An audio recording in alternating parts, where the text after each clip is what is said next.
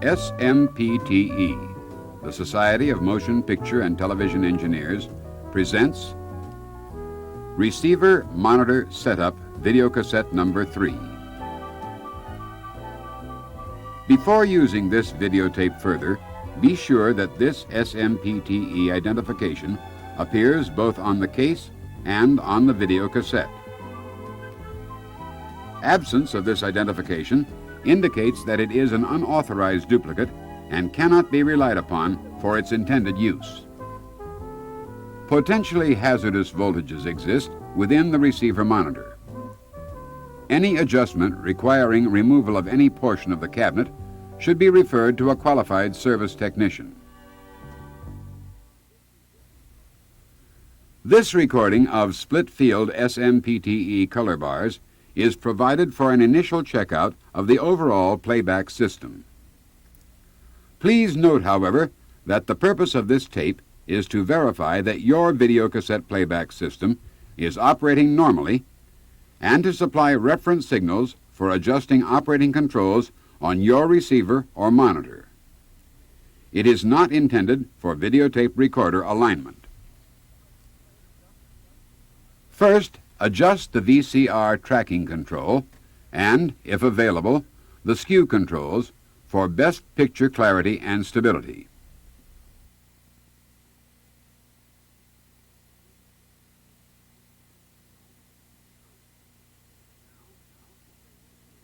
Now, disable any receiver or monitor automatic controls and adjust the picture controls for best color picture, according to your normal operating procedures.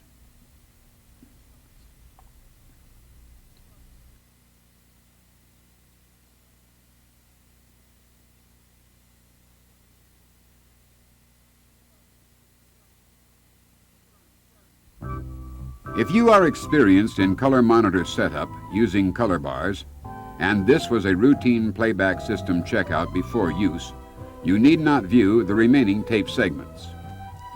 However, if you are still dissatisfied with the colorimetry or geometry or noise in this picture, you will find guidance for possible improvements in one of these following tape segments. 2. Brightness and contrast adjustment. 3. Colorimetry adjustment. 4. Subjective quality touch-up. 5. Raster geometry and convergence checkout.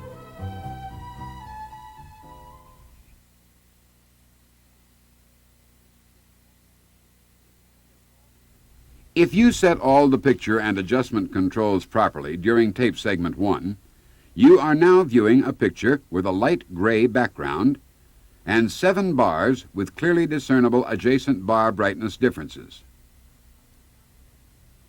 The top row of bars should range from full white on the left to black on the right. The bottom row has the reverse arrangement. If there is color visible anywhere in the picture, the cause may be either color control misadjustment or a problem analyzed in segment 5, which will require technician servicing. Disable any automatic color adjustment circuits and turn off all color controls to remove color from the picture. If you are using a receiver, adjust its fine-tuning control to minimize picture noise. The black in the top row right bar should match the long horizontal black bar dividing the upper and lower rows, and the 7 white to black bars should all be clearly visible. If they are not, sequentially adjust and touch up the settings of the contrast, picture, and brightness, intensity controls.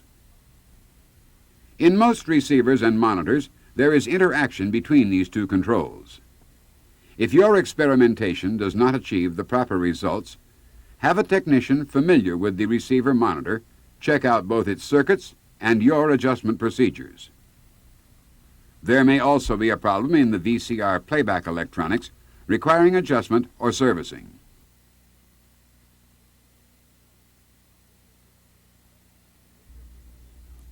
If your picture is now properly adjusted for brightness and contrast, On the upper half of the screen, you are now seeing 7 vertical bars, decreasing in light intensity from left to right.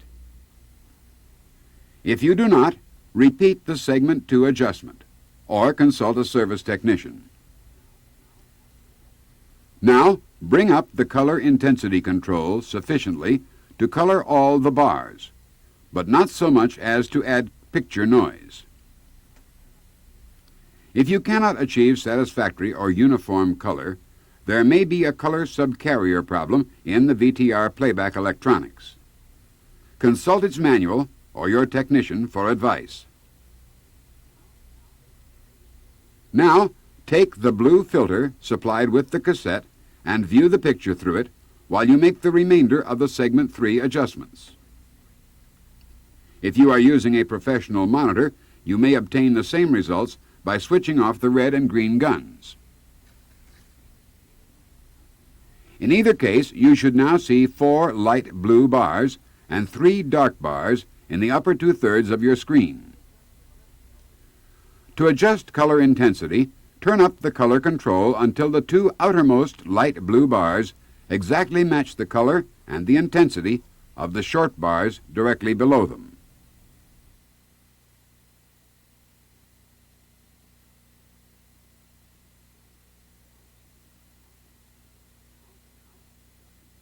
Now adjust the tint control, sometimes called hue or phase, until the 2 innermost light blue bars exactly match the color and intensity of the short bars directly below them. You may need to repeat this procedure several times to obtain the proper match.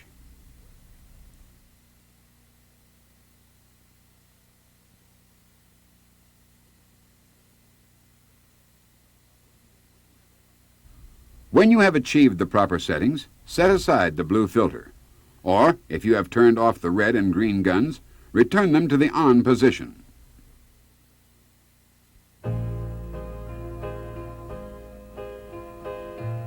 If your picture contrast, brightness, and color adjustments have been made correctly, all the values in this interior scene should be acceptable for all viewers.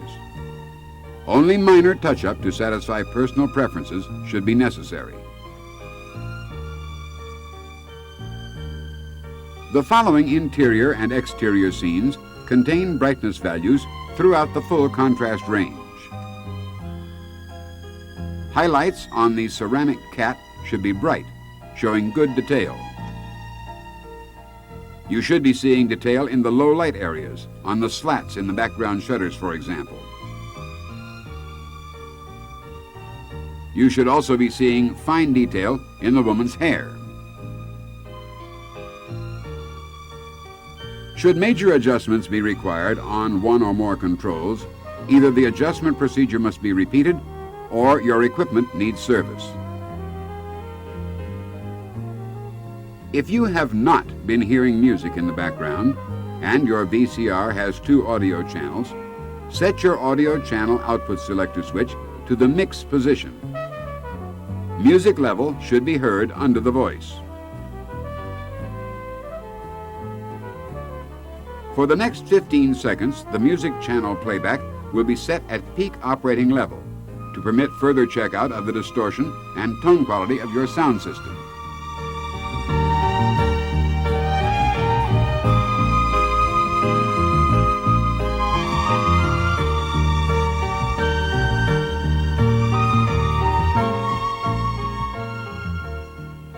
Skin tones should appear natural.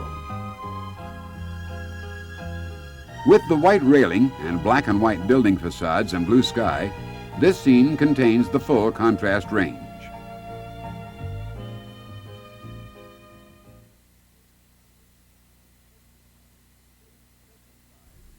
Segment 5 is a series of test signals and patterns which enable you to check the raster geometry and convergence of your receiver or monitor. This picture should appear uniformly red, the same hue as the red bar in the segment 3 colorimetry adjustment. If other stationary colors appear on any portion of the screen, screen demagnetization, convergence, or electronics adjustment are required.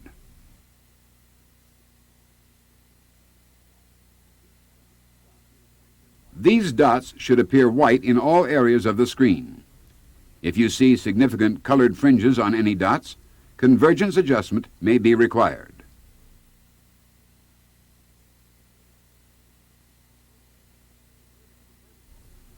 The vertical and horizontal lines of the crosshatch pattern should appear sharp and straight and uniformly spaced out to the edges of the screen. Servicing may be required if they are not. However, some sets cannot be adjusted perfectly. A common problem in monitor and receiver performance is horizontal and/or vertical overscanning. The outline surrounding the words Safe Title Area should be centered symmetrically on the screen and well within its edges. If your picture is properly scanned, you are now seeing all four sides of a larger Safe Action Area rectangle. However, some sets do not have adjustment controls for both horizontal and vertical picture size. This concludes SMPTE Receiver Monitor Setup Videocassette number 3. Duplication is prohibited. For additional copies of this reference tape, call or write SMPTE Headquarters.